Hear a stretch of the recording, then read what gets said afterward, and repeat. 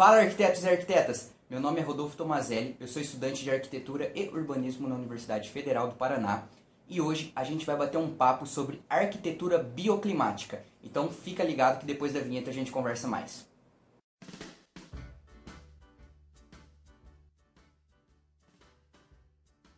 Rodolfo, eu estava passando aqui pelo seu canal e vi que você fez um vídeo falando sobre arquitetura biofílica. Não é a mesma coisa que a arquitetura bioclimática? Na verdade não, são conceitos bem diferentes, mas que caminham juntos e se completam. Se você quiser saber mais sobre esse tema, vem comigo que eu te explico direitinho o que é arquitetura bioclimática. Antes de entender melhor o que significa arquitetura bioclimática, a gente precisa voltar no tempo para compreender melhor a origem do termo e por que ele surgiu. Os primeiros estudos sobre a combinação entre arquitetura e meio ambiente surgiram lá em meados da década de 60 e acompanharam toda a discussão e o desenrolar do movimento ecológico e sustentável dos anos 70. Os irmãos Victor e Aladar Oljai, ambos arquitetos, foram os pioneiros dessas discussões ecológicas e os responsáveis pelos primeiros estudos na área. Desses estudos nasceram dois livros, Design com Clima e Arquitetura e Clima, que mostram de forma simples, mas muito eficaz, a importância de se levar em consideração no projeto arquitetônico o clima de um determinado lugar. A partir disso, eles criaram o termo bioclimatismo, derivado da palavra bioclima, que significa clima específico em determinadas áreas que garante o desenvolvimento de seres vivos. O objetivo das pesquisas do Victor e do Aladar era apresentar diversas maneiras de criar projetos arquitetônicos mais harmônicos e adequados com a natureza, fazendo com que a construção fosse mais integrada ao clima e com os processos energéticos. Assim, para os irmãos Victor e Aladar, no processo de criação e finalização de um projeto arquitetônico bioclimático, o arquiteto deveria passar e percorrer algumas etapas até chegar no produto final, que é a casa ou o edifício que vai ser construído. A primeira etapa é a climatologia,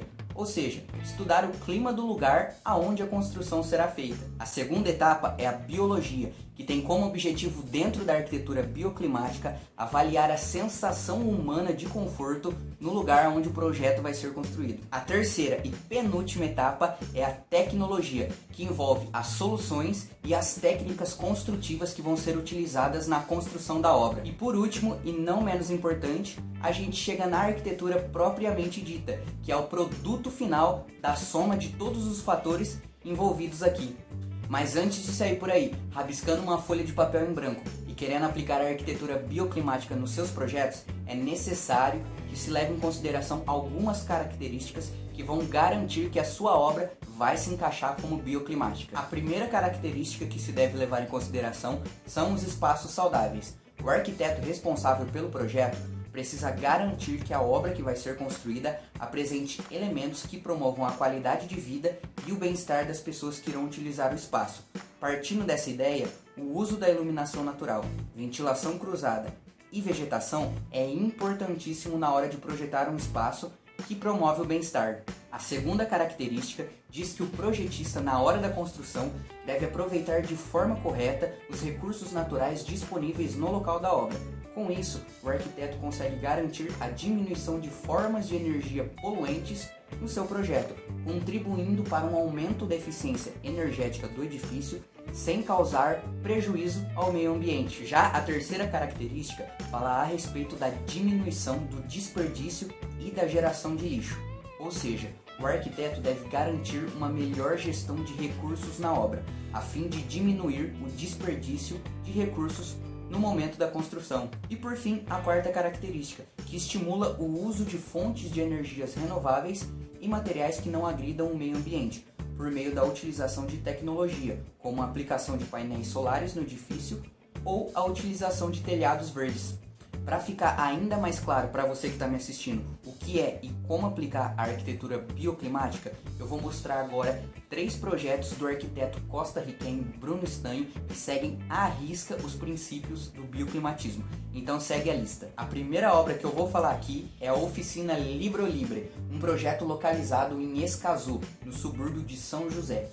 Nesse edifício, a natureza faz o papel de personagem principal, pois o projeto foi todo idealizado para ser a favor dos elementos naturais e criar não somente harmonia com os aspectos campestres e rústicos do local, mas também com a urbanização em torno do edifício. As características que fazem com que essa obra se encaixe na arquitetura bioclimática são as grandes janelas de vidro do edifício, que permitem a entrada de luz natural e de ventos, e os brises que também controlam a entrada de luz. Além disso, em volta do edifício existem muitas árvores e vegetações nativas.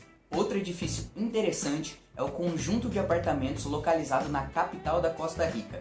O projeto, conhecido como Apartamentos Le Parc, também apresenta características da arquitetura bioclimática. Nele foram utilizados vidros duplos, economia energética, painéis solares, estrutura de concreto armado para controlar a temperatura do edifício, iluminação e ventilação natural em garagens.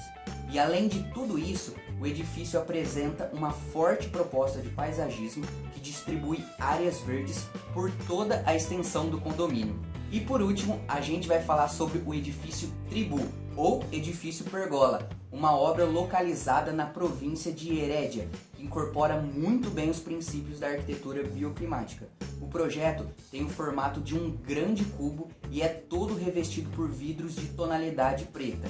Com aberturas zenitais para a iluminação e a ventilação, a edificação propõe uma solução sustentável e ecológica que permite poupar energia elétrica e reduzir o uso de ar-condicionado. Já o conforto térmico fica por conta de plantas trepadeiras, que crescem em estruturas metálicas em torno do edifício. As trepadeiras fazem o papel de reduzir a radiação solar que entra em contato diretamente com a estrutura, criando um filtro climático responsável por diminuir significativamente a temperatura interna. E aí, você que está me assistindo, já conhecia a arquitetura bioclimática ou é a primeira vez que você escuta alguém falar sobre ela? Deixa aqui embaixo nos comentários outros projetos ou arquitetos que vocês acham que seguem os princípios do bioclimatismo para a gente trocar uma ideia.